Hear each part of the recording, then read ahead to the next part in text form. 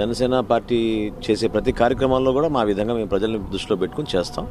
ఇది కూడా ఖచ్చితంగా ఒక బెంచ్ మార్క్గా మారుతుందని నేను భావిస్తాను. గత ప్లేనరీలో చూసుకుంటే కనుక మీకు ఏదైతే స్థల ప్రాంగణం ఇవ్వడానికి కూడా అనేక ఇబ్బందులు గురి చేశారు గత ప్రభుత్వాలు. కానీ ఇప్పుడు మీరు అధికారంలోకి వచ్చిన తర్వాత తొలి ప్లేనరీ గతంలో ఒకసారి మీకు గుర్తయినా మీకు ఇబ్బంది అయినా ఎలా మర్చిపోతామండి. ఎందుకంటే మాకు ఇప్పటంలో కానివ్వండి, తాడేపల్లిగూడెంలో కానివ్వండి, బందర్లో మేము నిర్వహించుకోబోయే సభలో కానివ్వండి, కాకినాడలో జరిగిన సభలో కానివ్వండి, గంట ముందు వరకు కూడా మాకు పర్మిషన్లు ఇస్తారా లేదా అనే టెన్షన్ ఎప్పుడూ ఉండేది. సో ఖచ్చితంగా సభ నిర్వహించుకుంటేనే కేసులు పెట్టేవాళ్ళు. సో ఆ పరిస్థితుల నుంచి ఈరోజు పవన్ కళ్యాణ్ గారి ఆశీస్సులతోటి మేము అందరం కూడా అధికారంలో ఉన్నాం, భాగస్వాములుగా ఉన్నాం ప్రభుత్వంలో. సో తప్పకుండా ఈరోజు ప్రతిపక్షంలో ఉన్న పాత్ర, ప్రభుత్వంలో ఉన్న పాత్ర, మా ఆలోచన ఏంటంటే బాధ్యత పెంచింది. చాలా జాగ్రత్తగా వ్యవహరించాలి. కూటమి ప్రభుత్వంలో మేము తీసుకునే ప్రతి నిర్ణయం కానివ్వండి, లేదా ప్రభుత్వం నుంచి మేము చేసే కార్యక్రమాలు ప్రజల్లోకి తీసుకెళ్ళడానికి ఎటువంటి ఆలోచనతోటి మా నాయకుడు పవన్ కళ్యాణ్ గారు నిర్మాణం చేస్తున్నారో దాన్ని ప్రజల్లోకి తీసుకెళ్ళడానికి ఇది ఒక చక్కటి అవకాశంగా మేము భావిస్తున్నాం. గతంతో పోల్చుకోవాల్సిన సందర్భం ఇంకా లేదు. ఎందుకంటే వైఎస్ఆర్సీపీ చేసిన అరాచకాల్ని ప్రజలు చాలా భారీ స్థాయిలో తిప్పికొట్టారు. మనస్ఫూర్తిగా వాళ్ళని అభినందించాలి. ఎందుకంటే దుర్మార్గమైన ఈ క్రిమినల్ పాలిటిక్స్ ఉండకూడదు. రాజకీయాల్లో మీరు డిబేట్ చేయండి, ప్రశ్నించండి, ఎక్కడన్నా పొరపాటు జరుగుతుంటే మీరు సలహాలు ఇవ్వండి, సూచనలు ఇవ్వండి, వాటి గురించి మనం మాట్లాడుకుందాం. అంతిమంగా ప్రజలే తీర్పిస్తారు 5 సంవత్సరాలకు ఒకసారి. కానీ హత్య రాజకీయాలు అనేది మాత్రం మనం ఖచ్చితంగా చాలా దూరం పెట్టాలి, ప్రోత్సహించకూడదు.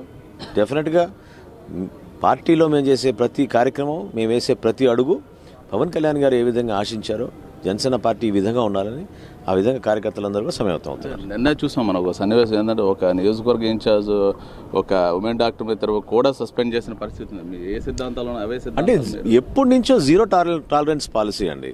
జనసేన పార్టీలో మహిళల పైన అగౌరవంగా ఎవరైనా వ్యవహరించినా, వాళ్ళని ఇబ్బంది పెట్టి కించపరిచే విధంగా వ్యవహరించినా చాలా సందర్భాల్లో పవన్ కళ్యాణ్ గారే గతంలో మేము ప్రతిపక్షంలో ఉన్నప్పుడు బహిరంగంగా స్పీచ్లో చెప్పారు, మా వాళ్ళు కూడా మహిళల పైన ఏమైనా సోషల్ మీడియా పోస్ట్ పెడితే మీరు డైరెక్ట్గా జిల్లా ఎస్పీ గారికి వెళ్ళి కంప్లైంట్ ఇవ్వండి అని చెప్పారు. ఎవరు చెప్తారా అటువంటి నాయకుడు చెప్పండి. సో కొన్ని విషయాల్లో కాంప్రమైజ్ అవ్వం. మహిళలకి అందించాల్సిన భద్రత, రాష్ట్రంలో ఉండాల్సిన లా అండ్ ఆర్డర్ విషయంలో కూడా ఇప్పుడు కూడా కాంప్రమైజ్ కావం. లా అండ్ ఆర్డర్ చాలా బలంగా ఉండాలి. Rule of law should prevail. ఈ కాన్సెప్ట్ పనిచేసుకుంటూ వెళ్తాం. నిన్న జరిగిన సంఘటన దురదృష్టకరం. ఎవరైనా కానివ్వండి పార్టీలో ఒక లైన్ దాటితే క్రమశిక్షణ అనేది ఖచ్చితంగా ఉండాలి. పొరపాటు చేస్తే మాత్రం పార్టీ అధ్యక్షులు గారి ఆదేశాల మేరకు యాక్షన్ తీసుకుంటాం. మొత్తం మీద ఈ ఎంతమంది వచ్చే అవకాశం ఉంటుంది అంటారు? ఈ అంటే సంఖ్య అనేది ఎప్పుడు కూడా పవన్ కళ్యాణ్ గారు ఏ మీటింగ్ జరిపినా లక్షల్లోనే ఉంటుందండి. అందులో ప్రత్యేకంగా తూర్పుగోదావరి జిల్లాలో పార్టీకి ఉన్న అభిమానం, పార్టీ కార్యకర్తలు, నాయకులు, ఒక అద్భుతమైన నాయకత్వం ఉంది మనకి ఇక్కడ. సో ఖచ్చితంగా ఊహించిన దానికన్నా ఎక్కువనే ఉంటారు. ఈరోజు మధ్యాహ్నం మీ కార్యక్రమాలు అంటే ఇప్పుడు గ్రౌండ్ తర్వాత మీరు పాయిగ్రోపేట సంబంధించిన మీటింగ్స్ కరెక్ట్ ప్రతిరోజు ఇట్లా ఒక ప్రాంతంలో సమాయత్తం చేయడానికి, అదేవిధంగా వాళ్ళందరినీ కూడా ఒక డిసిప్లిన్ విధానంలో సభకు వచ్చి మళ్ళీ తిరిగి వెళ్ళే విధంగా ఒక రూట్ మ్యాప్ అవన్నీ కూడా సిద్ధం చేసి ఇస్తున్నాం. ఎందుకంటే పార్కింగ్ ఎక్కడ పెట్టుకోవాలి, భోజనం ఏర్పాట్లు ఎక్కడ చేసుకోవాలి, వాటర్ ప్యాకెట్లు అవన్నీ కూడా జాగ్రత్తగా ఉండాలనే ఉద్దేశంతో మేము సమయం తీసుకుని ఇట్లా ప్రతి ప్రాంతంలో కూడా నాయకులందరూ కూడా ఈ బాధ్యత చెప్తున్నాం.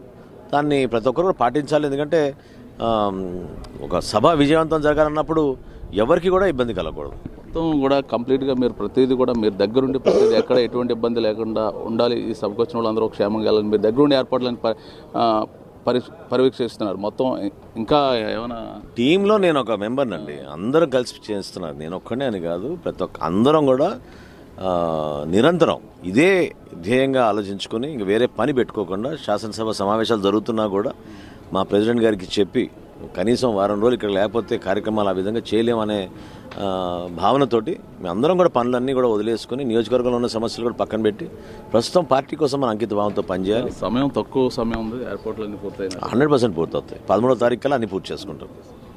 ఇది పరిస్థితి.